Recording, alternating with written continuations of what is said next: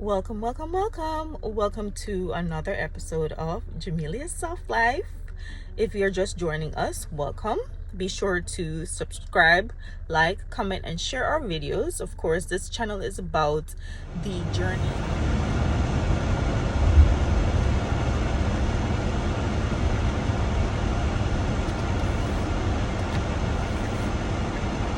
Yeah, so we're just about to drop some orders off. Normally I try to process orders on the weekend, so Mondays are for delivery if I'm not able to drop them off on the weekend.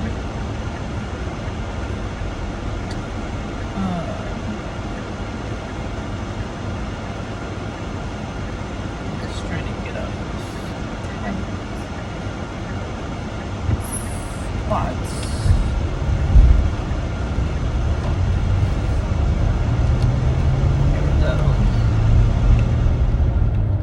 Nice fall weather today, guys. Don't do that. Crazy people. So the children are already dropped off and dropped some orders off.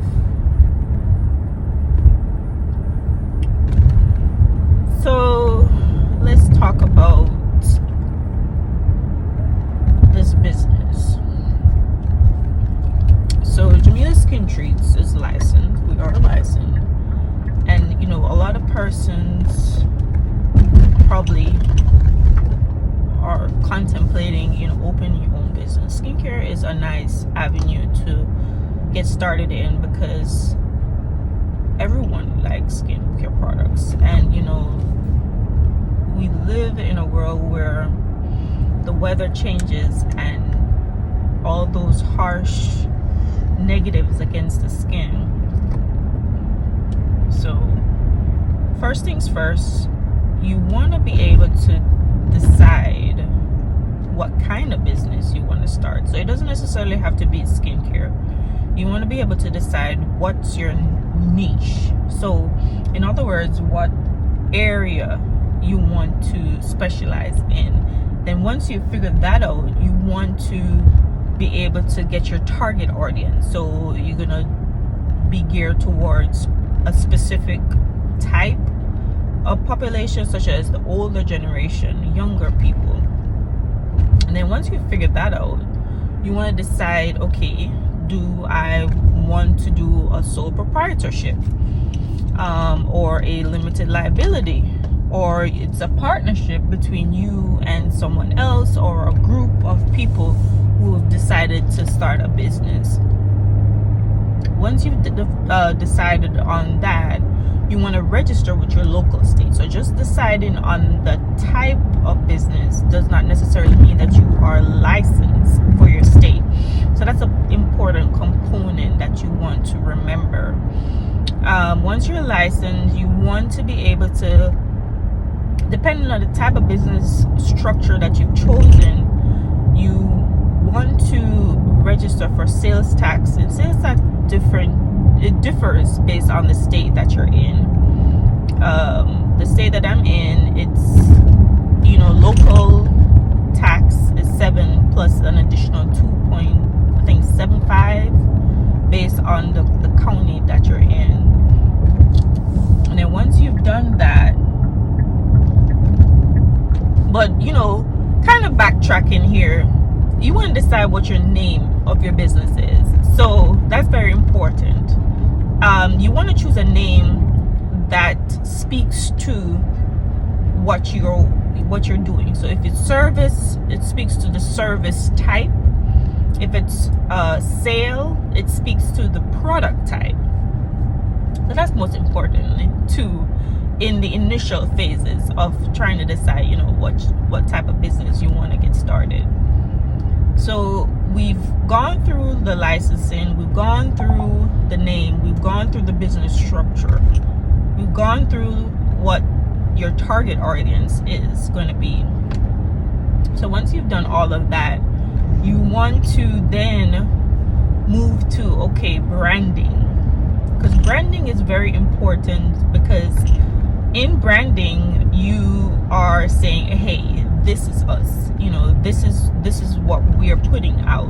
And sometimes seeing reaches your audience better than even what you have, the quality of the product. So you want to be able to make a product or service pleasing to the eye first initially, and then once you've captured that, then persons can begin to experience the luxury of your product or your service, if that makes sense, you know. Then marketing. Are you going to do social media, Instagram, Facebook, Twitter, TikTok? You know, there are a bunch of free marketing platforms that you can get your name out there. And then I think I'm just going to touch on this because there's going to be probably another video where I go in depth, if you guys would like to know in depth part of developing a business bank account, business credit card, to build that business credit.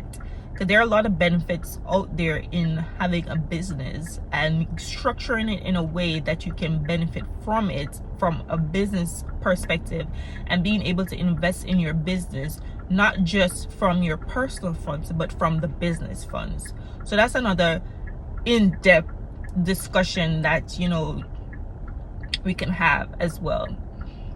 So you've gotten your structure, you've gotten your business accounts, your business credit cards, business debit card, and you want to talk about vendors. So you have to have like a set vendor, a list that you go from, that you work from, that okay, this is what I'm going to use to get my supplies. And again, you know, that's a separate in-depth video that I can touch on, just listing some vendors that we use at Jamelia Skin Treats as well. So you got your vendors, your marketing, website. We initially didn't start off with a website. It just depends on what your start off budget is, because you don't want to just blow your budget all together by trying to get every bit and piece done. You want to make sure that you have an audience, and you want to make sure that your product is top notch. And even if it's not, because it's going to be a trial and error phase where you're trying to get your business together, and then you're going to see, oh, I like this product, you know, I like this ingredient, I want to try this, I want to try this type of packaging, I want to try this. There's going to be a lot of trial and error, trying stuff and doing a lot of other stuff, you know, in between, until you kind of find where you want to be and that perfect recipe, that perfect service offering that you have, you know. And then moving from there, you want to market, you want to invest in market. Like, you want to engage your audience, you want to build that brand, because building that brand is key. It's so important in getting customers and, you know, letting people know the quality that you have. Just reading a text message. But yeah, there's a lot of key phases, and you you don't have to necessarily go through phase A, B, C, D, E, F, G in order. You could go in whatever order, because at the end of the day, it's your business, you know. Don't let anyone tell you, okay, you have to go in this particular order. You can always change, go back, and do so many other different things, you know. But we did our first pop-up shop, and it was a learning experience. Although we did our research in terms of how to prepare for a pop-up shop, it was still a really, really good learning experience, where we were able to see, okay, what type of, you know, tent next time to use, and, you know, just the highs and lows, and how to approach customers. It was really, really good, guys. Really, really good. But I'll catch up back with you guys here in a second, okay? All right, guys, that's it for this episode of Jamelia's Soft Life. Be sure to like, comment, subscribe, share this video with someone who you know who's about to start a business, interested in starting a business, and just interested in starting and watching us grow. Thanks.